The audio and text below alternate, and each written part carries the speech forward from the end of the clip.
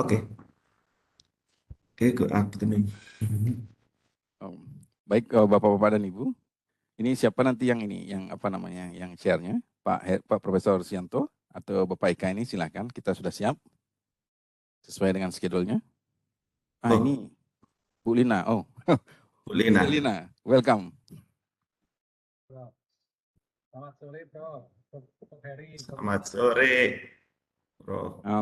Professor Lina is the head of the doctor degree program in our university. Hello, Professor Lina.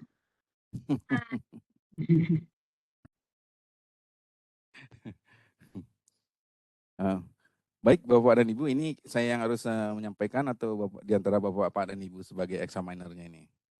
Kami mohon arahannya. Menurut saya Prof. Cok ya. Gimana Prof. Lina? Iya, silakan Prof. Lina. Ya. Dikasih arahan ke kita. Ya, harusnya Prof. Heri nih. Oke. Kok bisa Prof. Cok aja biar lebih jelas Prof. Lina? Ya, pas saja boleh. Oke, ya. Silakan aja.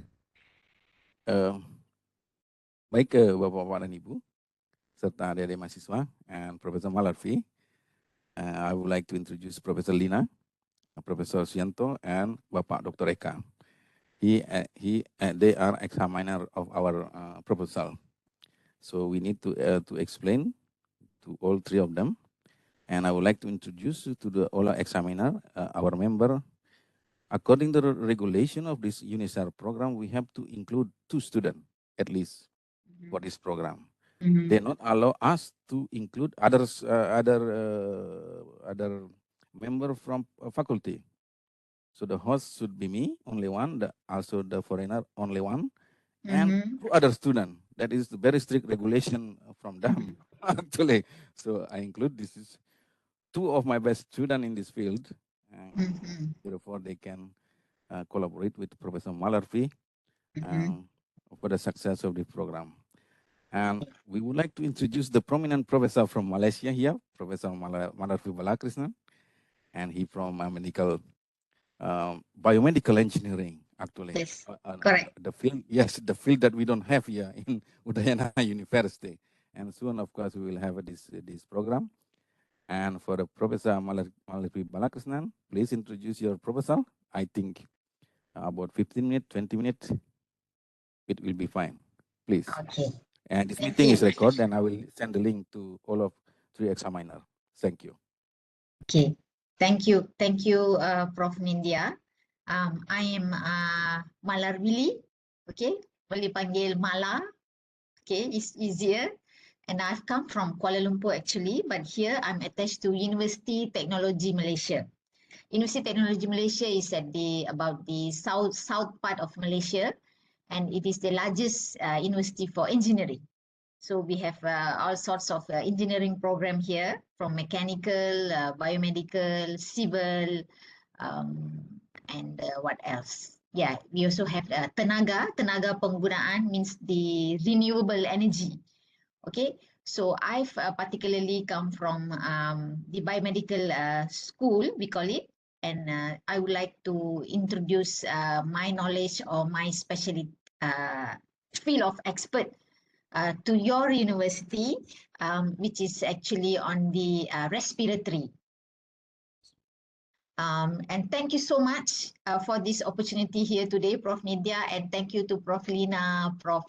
Suyanto, and Dr. Eka for making time to listen to me today, and not forgetting the 2 young students, Talita and Angela, despite the busy schedule, so giving me some time to express my part or my field of expertise.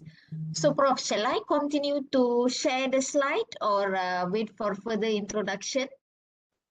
Yes, please continue for the slide. Okay, thank you.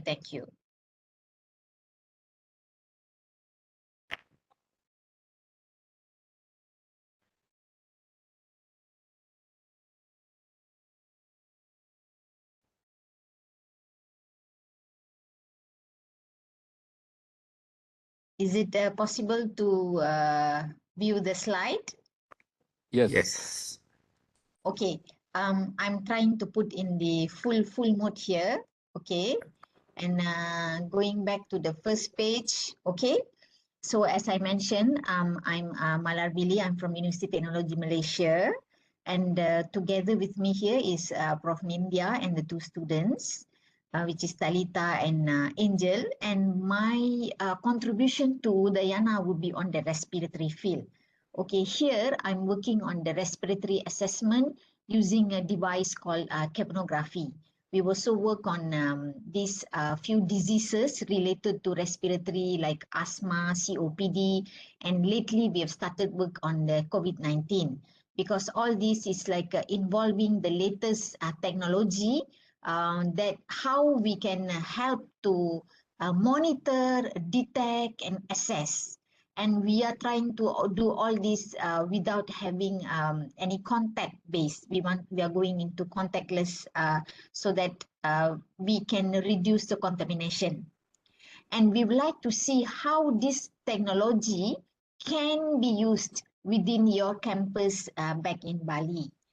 So just to show you some introduction, like what is happening at the current stage of the respiratory is that we have moved away from the traditional device like spirometer and peak flow meter, and we are now using the exhale carbon dioxide. How much carbon dioxide comes out, how much is being used, can be used as what we call as a meter to see how severe is your respiratory and how we can differentiate between the asthma, the pneumonia, COVID-19, this kind of thing. So here, back in UTM here, we have this technology we call as capnography. The student that you see on the screen is actually my student, my master student working on this project here. And the small device that you can see is where it displays after you put in the nasal cannula. It's attached to the nose and the signal is displayed. This technology is based on the sensor that we developed here in our lab and how we put together to become like a system and become like an embedded machine. And we have obtained the certificate, which means that it has been tested, what we call here as medical device authority. We have got the certificate that we can use it in the hospital to do the data collection and also to verify its finding. So here is just some sample of signals that we got from patients here in the Malaysian hospital.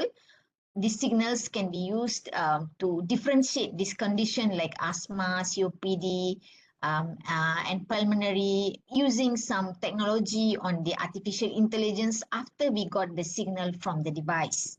Okay, so these are some of the publications that we have made, different types of algorithm that we have used, and it has been, so when it's published means the technology has been accepted. So now we would like to continue with more study and how it can be made more reliable and things like that. So this one is, again, you can see how it's conducted in Malaysia, how the data that we have collected in Malaysia. On the right-hand side is the device that we developed in our lab. The left-hand side is the traditional method. The up topmost, you can see CapnoStream, that is the device, we have it in the hospital here.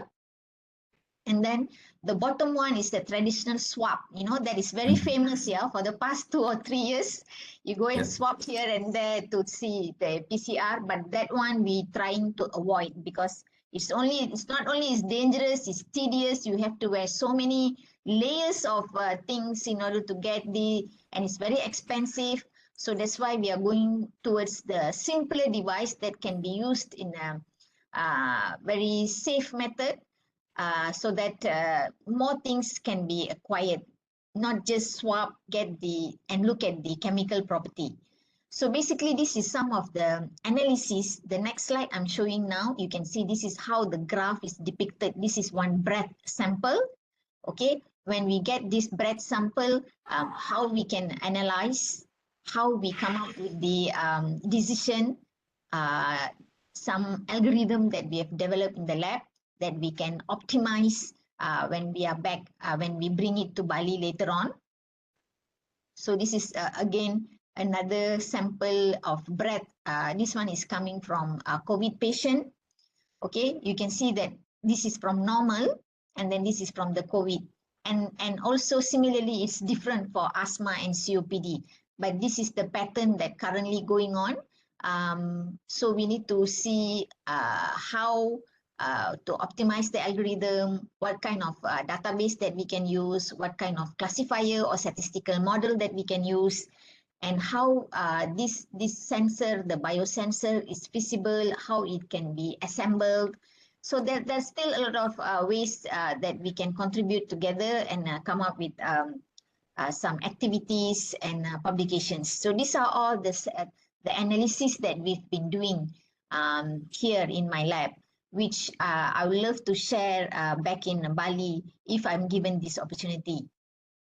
Okay, so again, coming back to the main objective of this proposal, my contribution will be again to come up with a framework on how to differentiate this respiratory condition and how this technology can be used to monitor different kind of respiratory problems, and looking at the statistical models and how this technology can be used back in Bali and also in Malaysia. And this is what I put in the proposal, where you can see within the 6 months, we'll be looking at how to characterize the signal, how to optimize the algorithm, and how to come up with at least 2 or 3 journals here. This is what I'm trying to propose. We would like to look at 3 different publications, which I've kind of drafted already, have things in my mind, just to put some details, and then we can send for publication. So the first one is mainly on the respiratory device. We want to look at the assessment on the user experience at Bali. And then the number 2 is more to the anatomical part of the respiratory and how the breathing can be used in the current condition, which is the COVID-19. And the third publication, we will look at more on the algorithm and how the technology can be further analyzed using the software. It's more on the breathing cycle, the usage of the AI, and hopefully with the help of the 2 students, we can, at least submit by end of month 5, and probably get it published by end of the year, because it's just February now. So if we plan it well, I think it can be made a key performance index or KPI for this year. And this is the budget plan that I've worked together with the Prof. Nindhia. So you can see that basically it involves some part of traveling and my living allowance here, besides getting some consumables for the respiratory device, such as the spirometer, the accessories, and then also some we've also have plans for a conference paper, and for that there will be some registration fee, travel and accommodation, which comes to about 16 USD. And again, before I end the presentation, I just would like to bring to the attention that we have conducted the study. Technology has been being analyzed or investigated. So we would like to continue or look at the future of these studies in terms of these 2 factors here, the feasibility of the features, and also how we can use these features by optimizing the algorithm or looking at the hospital condition back in Bali. And so hopefully we can have a collaboration on the idea, the technology, and also how the respiratory field can be expanded in both ways. And I think that's all from me. Thank you. And I will open for questions from the panel. Thank you, Professor Malarfili. That's the presentation from our teams. It is just 10 minutes and very, very complete explanation from the PowerPoint. So we offer the time then to the examiner to give advice and for the better of this proposal, so that possible to be carried out by this year. Thank you very much. Please, time is yours. Yeah, me. Yes, please, Professor. Yeah, thank you. Sianto. Thank you, Professor Alan. A nice presentation and interesting topic also. Step by step, you explain clearly. Okay, but I have some discussion.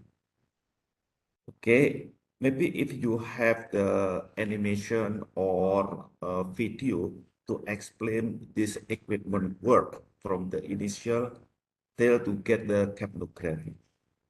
Okay, this is one. Number two, if the patient has respiratory disease, the pattern of the spectra in capnogram is periodically or random or another.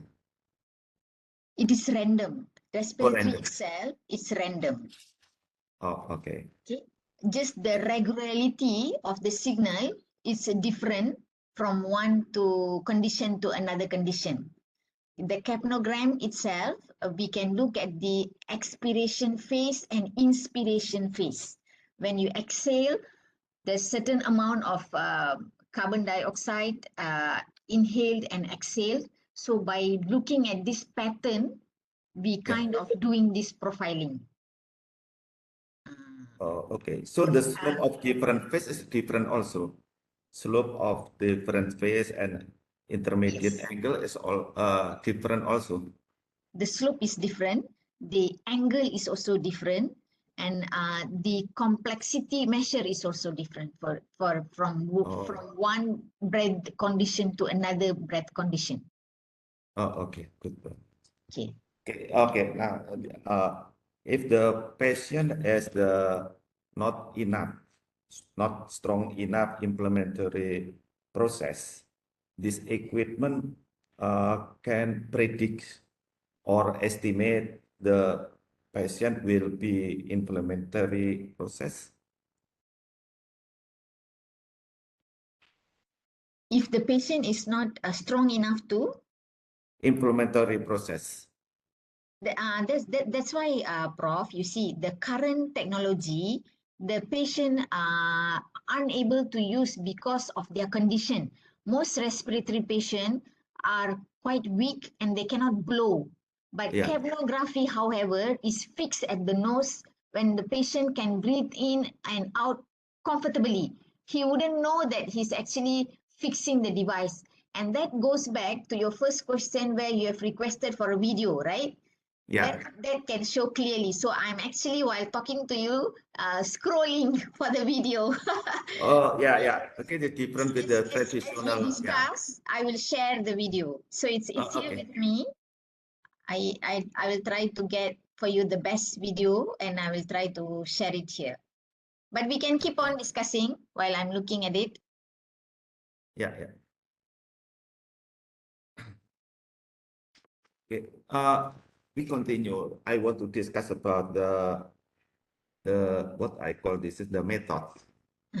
Usually, the capnograph, you use the time domain or frequency domain. We are using both the time and the frequency, Prof. Okay, the frequency of breathing is different. Okay, but when we do the time analysis, we are looking at the statistical properties where we have this, like what I mentioned, the slope, the angle, the complexity.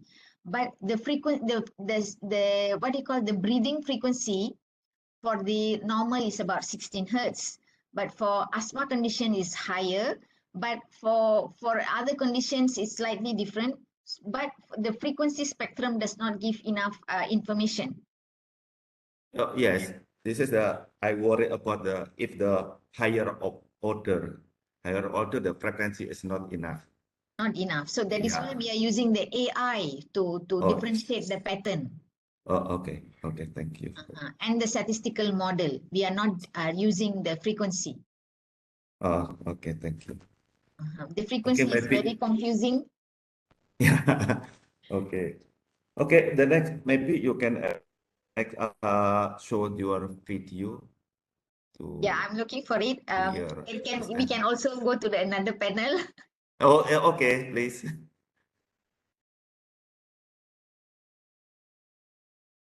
Okay, Prof. Chok, please continue to another reviewer. You can ask while I'm picking up and trying to share the video. Mute, Prof. Chok. I'm sorry. So a very important note from Professor Suyanto that we have to care about, Professor Malarvili, so that actually he's from the natural science.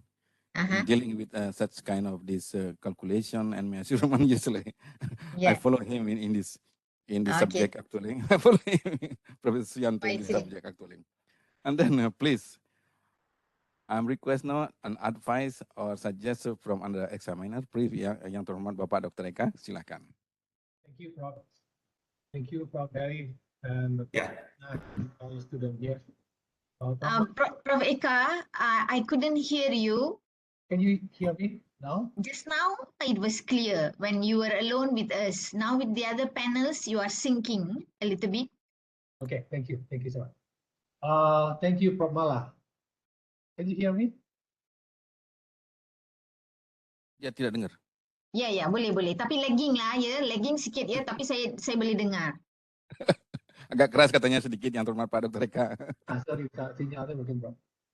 I'm sorry because maybe I just speak in English. Can you maybe Prof. Nindhia can help if my English can understand by Prof. Mala? Cakap Malaysia juga tak apa-apa. Cakap bahasa Indonesia juga tak apa. Bahasa Indonesia juga tak apa-apa, Pak Dokter, silakan. It's very interesting study because I'm as a lecturer here even though I'm orthopedic surgeon, not pulmonologist, I'm just orthopedic surgeon, but I understand what's explained about technology of the capnogram. Firstly, I'd like to know about the, that we conventionally use spirometry, right? Yep. And you try to analyze the capnogram waveform, and then you find this the diagnosis of the patient, right? Something like that. My question is what will you first to do for the sample? First, you make a diagnosis to the patient first, like looking for the patient like COVID-19 patient, asthma patient, and then you do analyze and you compare the result, or other way. How do you make the first sample? How to get the sample, and then how you manage the sample? That's my question. Okay, so basically at the stage we are now, we just implement it at the emergency department of emergency at the hospitals. So there is a question that the patient they don't know the triage nurse, when the patient comes with the difficult condition, they normally take the blood pressure and things like that. So with this capnography, they also get the indication by looking at the CO2 and tidal value. They know that what is the condition. They still don't know what is which disease. Is it the asthma, the COPD, or COVID-19? They don't know. Okay, but with the current device that we have, when they fix it at the nose and they measure, it kind of tells where the patient fall. Okay, and the fact that they wear it and then they throw it away, so there is no contamination. And by looking at these features of this capnogram, they can know that whether the patient is just pneumonia or just asthma or is COVID-19. So special care can be taken for COVID-19, where they can do the, what they call pengasingan in Malay. they isolate. Yes, that's the word. They isolate. And for cases it's just asthma or pneumonia, they blend with the normal emergency cases. So that's how important it is at the emergency. But in another condition, if you look at this capnography, it's also widely used for other purpose, because capnography actually kind of measures the carbon dioxide. level that comes out from human body. So it also used for anesthesia patients with other operation condition. So what they do is for that condition, they already know that this patient already have this, but they want to know that after anesthesia, the patient can be bounced back. So with capnogram, they know the indications very well because they do not have to ask the patient who are intubated to go and blow because it's a little bit funny. The patient already intubated, already have like a sleeping mode, but not fully sleep. How can you ask them to blow? But with capnography, they are lying down. They just have to fix the thing in the nose and they know the reading. So that's why it is becoming like one of the vital sign. You know, we already have the 5 vital sign. Now, capnography index can be used as the 6th vital sign. And if you know the GE, the medical company GE, have you heard of it, Prof? GE already Yes. come up with a new device where they incorporate end-tidal value. Their device already have this end-tidal value incorporated inside the vital sign monitor. So that's what is happening. And then I also found the video. Can I share it? Is it possible? Okay. Yeah. Why not? Okay, I already pressed share. Are you able to view, Prof? Because sometimes video a little bit different to show. So I can hear it, but I'm not sure if you can view it.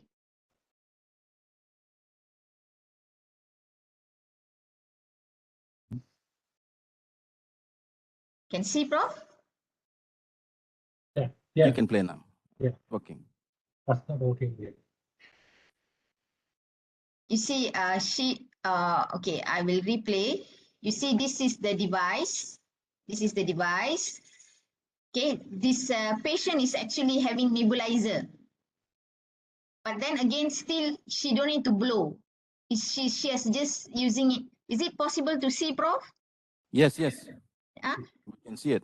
yeah, you see the small white box is the device. Yeah. It is fixed at her nose with the nebulizer is still going on. So with this, they know when to stop the nebulizer because currently the doctors don't know. They don't have meter. Like they have the blood pressure meter. They also have the glucose meter to know how much sugar in the body, glucose meter. But when they have asthma, they give nebulizer. Sometimes they discharge the patient because there is no meter to know whether they have recovered. But what happens when they go home, sometimes they come back the next day because the nebulizer obviously is not enough. They have to be given a few doses. So with this device attached together, so they know that if the breathing cycle has gone back to the normal breathing, and then the patient can be discharged. This is one video. I have few other video here. Can you see this? Yes. It's very well. This is the device.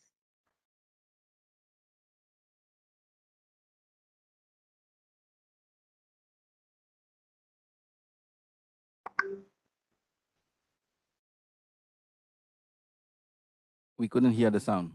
Oh.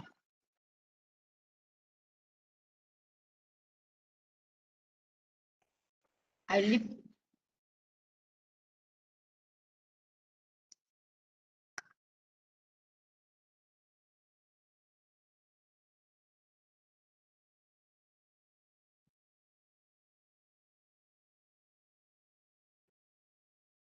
Still no sound. No sound. I already put maximum.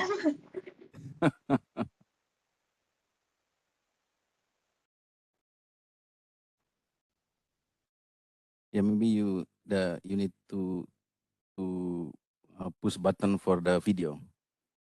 Button for the video. Wait, Yes, before sharing the video. Oh, Change from okay, the text okay, to okay. video. I will do it again. Shall I do it again? Maybe, Dr. Eka, how do you think? I stop and then I share Yeah. it again. Yeah, before you share, you need to select the video. Okay, I select. Yeah. then the stone will be appears maybe. But if not, Now then can hear? no, there's no sound. Oh dear. Shall I download and send you the video? Okay, this is enough maybe to show Dr. Eka how we put it during other equipment install in the patient. Thanks, Prof. I think this Yeah. is very interesting. But my question is, the capnogram have a computerized analysis, right, for the assessment of the patient by asthma, maybe, or COVID-19. They have a special assessment by pattern of the waveform. That's my question. You want to get differentiate the patient. This is whether asthma, whether what's called COVID-19 from the patient with we don't know what the diagnosis is, right? So you just put the capnogram, and then you will get the diagnosis from the analysis of the waveform, something like that. Is it wrong? All right, Prof. Mala? Yeah, it is still lagging, but if I get your question correctly, Dr. Eka, like what you said, we get the capnogram graph, and then we analyze the graph by using some AI and pattern analysis, and from there we get the index.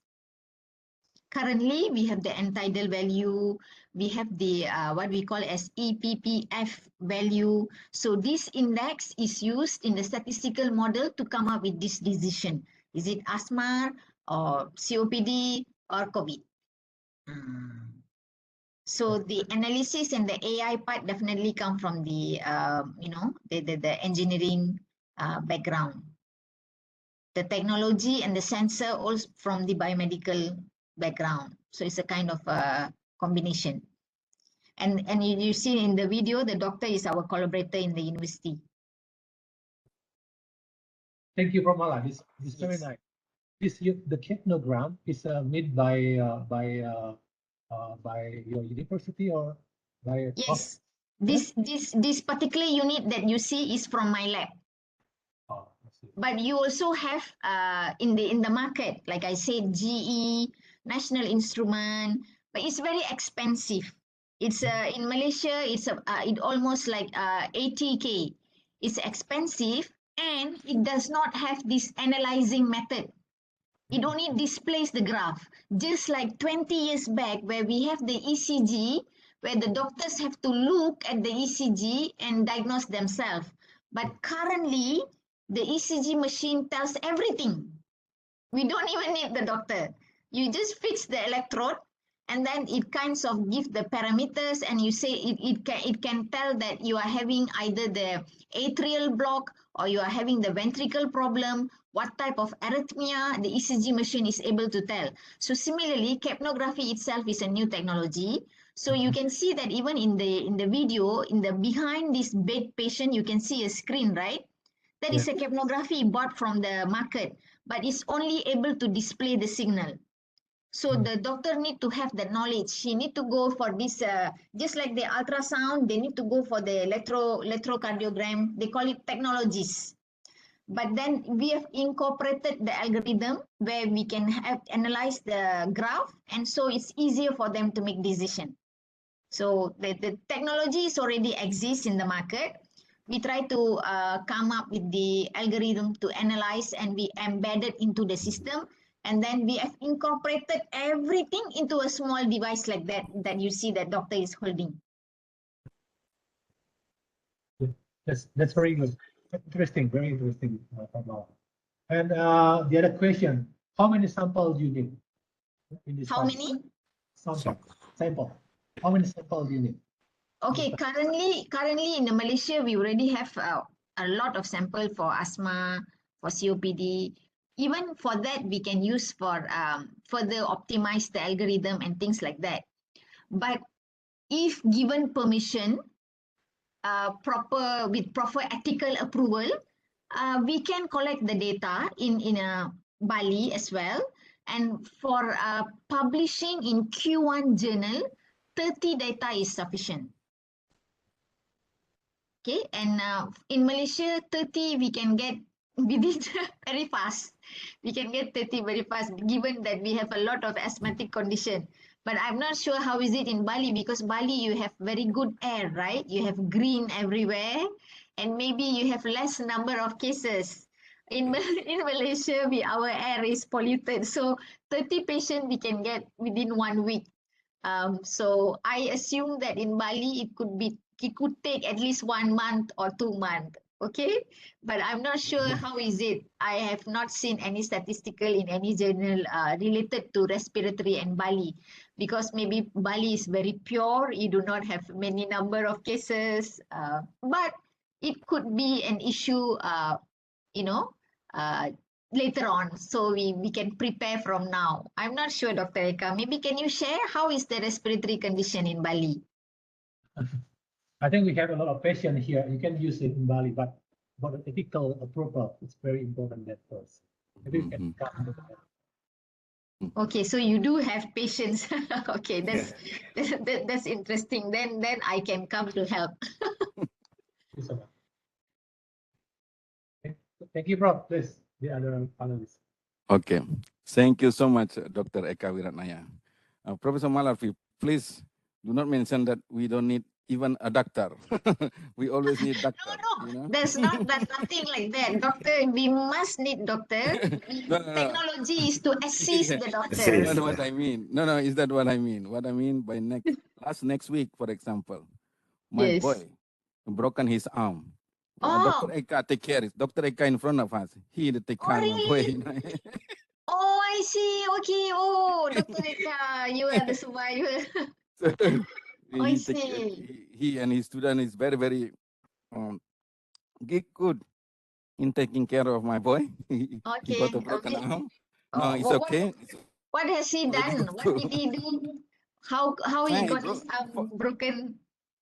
He fall down from the bicycle. Oh From dear. the bicycle. Thank you so much, Dr. Eka. Thank you so much. Oh, Prof, ya, anaknya Prof, I'm sorry, I speak in bahasa. Anaknya Prof, saya mohon maaf, saya nggak tahu mungkin. Anaknya Dokter Dian sebenarnya, Bu. Saya kan laki-laki nggak punya anak. Itu istri saya yang punya anak. Dokter Dian. Ya sudah dibantu Dokter Ari juga kemarin di Wings. Iya ya. Ini Pak Dokter Eka sibuk jadi reviewer, ini enggak sempat jadinya ke rumah sakit. Wali Prof, langsung ke sini. I'm sorry. Dokter Eka. And we have still have a lot of time, so I'm very happy to get an advice from Dr. Linawati. Please, time is yours. Please switch off the video. Oh yes, Professor sure. Malarvi. Yes, sure. Thank you, Prof. Jo. Nice to know you, Prof. Mala. I'm Lina. Yeah, when Hi, I read Prof. Lina. when I read the proposal, it's very interesting, and of course we really need it because now what's the health is very important right now, and especially for respiratory. Yeah, since the COVID-19, it's really important for us. And I just want to confirm that your device, your existing device, already detect and also identification. What is It's breaking, Prof. Lina. It's breaking. I oh my I God. can hear half. If anybody can help me. Yeah. Maybe my voice not so clear. No, it's clear. Now it's It's clear. clear. Okay. I'm so. Maybe I stop the video during I speak. Yeah. Can. Yeah, okay. Okay. Prof. Mala, I just want to confirm that your existing device and your existing algorithm already detect the patient with asthma, with COVID, and with edema. So if already detect and identify, so you would like to increase the accuracy. That's the first I would like to confirm with you. And the second one, your algorithm here, you said in the proposal that you will develop a new algorithm So the new algorithm is based on a frequency domain. And with the frequency domain, with the we need the device that compute very fast, because for we need a very device with the large capacity to compute. So with your developed algorithm, can you make sure that the device you already have that make it simple to analyze, to identify with your device don't need the big capacity to compute. So that's my two questions. Thank you. Okay, I understood the second question, Prof. Lina. You were talking about the processing complexity and processing time when we include a new algorithm. So I just would like to let you know that we are using the EPSI microprocessor. That microprocessor is quite, it can take any capability, and we are not going to use a very complex algorithm anyway. But we already think about the future, and we already have the processor embedded inside the device, and it's capable of using any new classifier or also AI technology.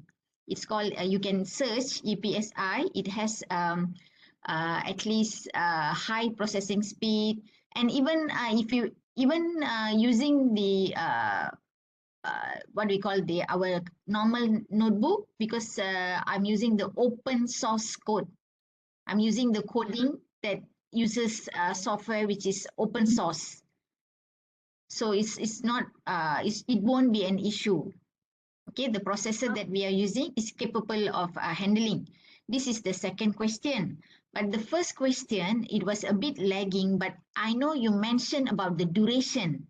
So I don't understand. You are asking about the duration of the data collection in Indonesia. Is that what you mean? No, I mean that in this proposal, you mentioned that you will develop new algorithm that the device can detect and analyze the patient with asthma and the patient with COVID and the patient with another respiratory illness. I just want to make sure that your existing device already have this capability. Oh yes, Prof, because we already start working it in my lab as well. Okay. So it's not going to be entirely new where I need to modify the device. No, because this device that you see already, the fourth generation, where we already take into consideration of this new algorithm that we want to embed into it. Okay. Okay. That's good, because we have only a in Udayana with this funding. So I just want to make sure that you don't have difficulties relation with the time for the research. Yes. I can understand. The 6 months, we just want to focus more on the writing and the publication. So I've made sure the device is already almost actually is ready for any kind of challenging situation. Like I said, this is not the first generation. The Malaysian Medical Device Authority already look into it, and we have granted 2 certificates so that it can be used for data collection. If not, we won't be able to collect the data. So in one of the criteria is they also look at how good is the processor when we upgrade the software from time to time. So that part is has been taken care very well. We would not go back and modify the device anymore.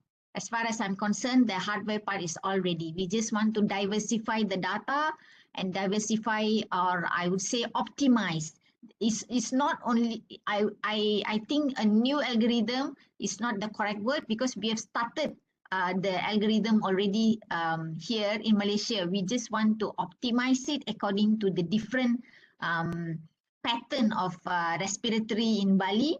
And it won't take much complexity or much time. It's probably different threshold or maybe different set of statistical model.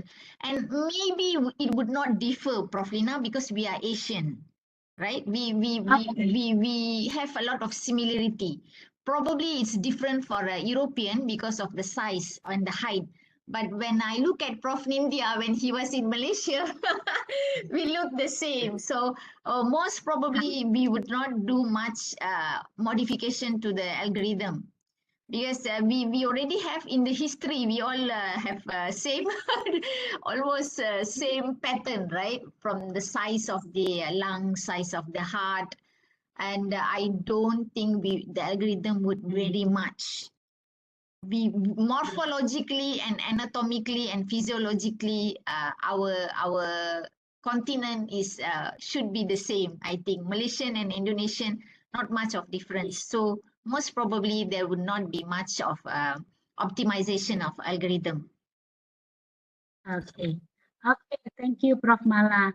So if you want to optimize the algorithm and also the device, may I know what's the lag of your system right now? The what is it? The lag, I mean, the minus of your system. Because since you, I mean that, what's the why you have to optimize? Oh, like I said, Prof, you see, at the moment, we already have it running smoothly for our Malaysian patient, but we have not tested it outside Malaysia. This is considered as international. Okay. So Okay. optimization does not involve like taking out the device or nothing. We will just see, we will see if the result that we get is same with the result that we have it in Malaysia. Okay, I see. Because I see. the algorithm and everything will be the same, but we just want to see the result we get, the graph that we get at the screen, is it of the same? Okay, I see. I get your point. Yeah. I get your point. Yeah, that's what I mean. Yeah, everything's the same. So you want to test your device, your system with the data from patient in Indonesia. If something that you have to optimize, to adjust, you would like to do that. So yeah, I get the point. So I think the research would not be a big problem. I mean, in terms of the duration of the time. No, definitely not. But we would not go beyond, I think actually 4 months is sufficient because like I said, currently in Malaysia, for 30 data, we can do it within 1 week. So in Bali, which is much healthier environment, maybe we can look at it within 1 month. Then we will start writing.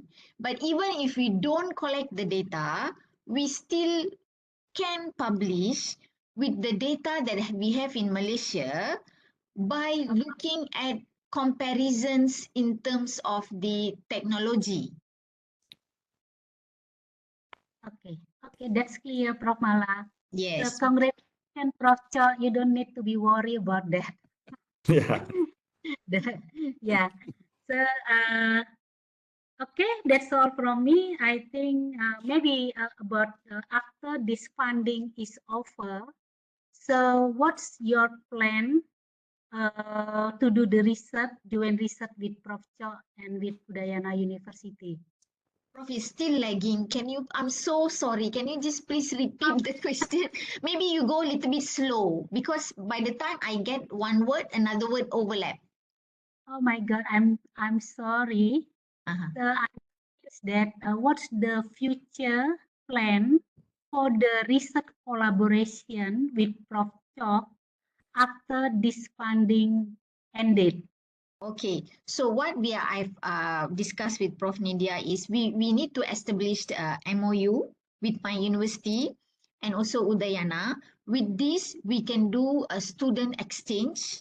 Okay, we can have students from Udayana coming over, and currently we already have Angel and Talikum, right? Okay, we will be pulling both of them to work on the data analysis. Like I mentioned before, uh, if we do not get the ethical approval, we are not going to do the data collection in Bali. We will straight away do the analysis with the 2 students that we have in hand. Okay, with the AI technology, and we will start publishing. And with that, they can further master and PhD back here in Malaysia, because we already have all the ethical clearance. So they can do further analysis, and they can expand their studies on, like I said, the anesthesia field, the use of capnogram in the diabetic patient, and many other things, because the field are open. We can do student exchange program. We also can do this, what we call as industrial experience. Have you heard of it? Currently, we get student coming from Jakarta, and also like Sumatra, from Erlangga University, coming over here doing the industrial attachment for 3 months. So that will be very good opportunity to get student back from Udayana, and we also can send for the student from here over there. That way we can exchange our knowledge in both countries or both universities. So I'm looking at student exchange. I'm also looking at industrial publication, and lastly, I'm looking at international grant with Prof. Nindhia. Okay, now that we have all these capable, we can apply for international grant, where it will be beneficial for both our universities. Okay, thank you, Prof. Mala. I think we need also your help to develop a new study program in biomedical engineering in Udayana University, because we already dreamed that from a long time ago, maybe 10 years ago, but until now hasn't was implemented. So we need your help with Prof. Chok. Thank you, Prof. Mala and Prof. Chok. Sure, Prof. Lina. I'll be more than happy to do it, because I was the pioneer person to develop this program back in UTM 15 years ago. My undergraduate was more on electrical, and then my master and PhD is in biomedical, and then me and my team helped University Technology Malaysia to develop this program. So I believe the experience that I have can be of help at Udayana. Yeah, thank you. Oh, thank you very much, Professor Linawati, for your advice. No, I'm very, very sure that there's nothing wrong with our proposal. And perhaps Professor Suyanto have some addition note for us. I will be happy to note it, because for the perfection of our proposal. Thank you. I think enough, Prof. Chok, because many discussion with Prof. Lina and Dr. Gede. I think it's enough. This is very clear, the proposal and interesting topic. I think Thank you so much, enough. Professor Suyanto. Yeah. Bapak Dr. Eka, silakan Pak, mungkin ada tambahan. Saya nanti mohon dibantu untuk ethical clearance-nya nih. Saya sudah tanya Bu Dr. Dian langsung, dia mendelik nih ke saya Pak untuk ethical clearance-nya. Nanti Pak Dr. Eka yang diundur mungkin bisa lebih Pak Deka kemana, dan terutama untuk rumah sakit rumah sakit universitas di Bukit. Nanti biar alatnya ditaruh di sana langsung itu Pak Dokter. Thank you, Prof. Mala. This is very interesting that we just discussing bahasa about ethical protocol. I will try to help because the ethical protocol is under university or under medical faculty of medicine. That I think we can discuss with the president of ethical clearance in faculty of medicine. There's a second question for you. I think I'm very interested with the technology, especially for the medical technology. It's in Bali, especially in the Udayana University, we don't have a special faculty or a program study about the engineering of medical engineering. And I would like to, in the future, maybe we make a collaboration, and then especially for us that in Bali, we have a lot of human resource that we can do research about the what's called bioengineering or medical engineering in the future we can have a collaboration, especially in orthopedic, because we have a lot of instrument, lot of what's called stuff used for the orthopedic device. That's very important. Ah, Future make collaboration. Thank you. okay. You are looking at the artificial or prosthetic Right. limb, arms, and things like that. Right. That's because Yes. orthopedic we have Okay. a lot of what's called needed, especially for the prosthetic, maybe for the what's called implant, like a patent screw, like Yes. nail. We have that also in here we have a group working, and even I have published paper on this for amputatic arm. So maybe we can discuss this when I'm over there, because I'm more than open, not just on the respiratory. Since I've been here in UTM for about 20 years, I've also other labs where we do like what you said, the amputating, and we also have the biomaterial. So we can diversify the knowledge, doctor, no problem. I would not be focusing on the respiratory only. Just that respiratory is a very, what do you call, hot topic now. And there's a lot of opportunity to publish. So I just put in this proposal, but we can definitely work on the orthopedic as well. Okay, thank you so Okay. much. I can bring in my team from the orthopedic lab. Oke, thank you Bapak. And Prof Nindhia mungkin bisa dibantu nih Prof, kita kolaborasi untuk ortopedi. Prof, Yes, so many of your students also come to our lab for the testing of the tensile test of the something. Yeah, at least 3 students of you already come to our lab for the testing of the suturas or something. Okay then, according to the rule from the research center, that we have also to present here our member of the team. We offer we present here 2 members of our team, 2 of the student. Maybe the examiner will ask something to the student that also a member of this team, or not? Please. I think Prof. Cho, it's clear because under the good supervision and under good the lead of the researcher, the student will be fine. Okay, thank you very much. Thank you, Prof. Lina, for the trust Yes. that gives motivation. Yeah. Other thing that I would like to inform that in this program we compulsory for us as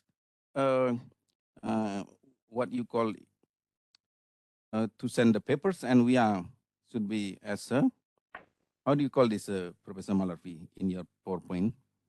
Corresponding author. Yes, This is yes, something yes, from this rule that the yes. correspondent author should be the From Bali, Indonesian, yes. from Bali, Udayana yeah. University. It was So, clearly spelled yes. out in the application form. Yes, I'm aware of that. already written there that Yeah.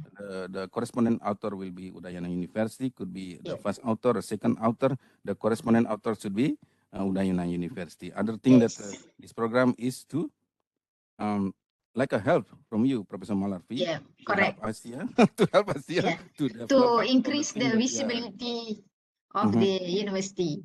Okay. Thank you so much for the time. Actually, we still have much time if you want to add some more. But if not, allow me then to request of your permission to close or whatever you want as an examiner. Please tell me. One more thing, Prof. Cho. Yes, Hello. please. Yes, I can hear you. Yeah, I just want to make sure that Prof. Mala will come, and because here the requirement someone has to stay in Bali for 6 months. So how about that?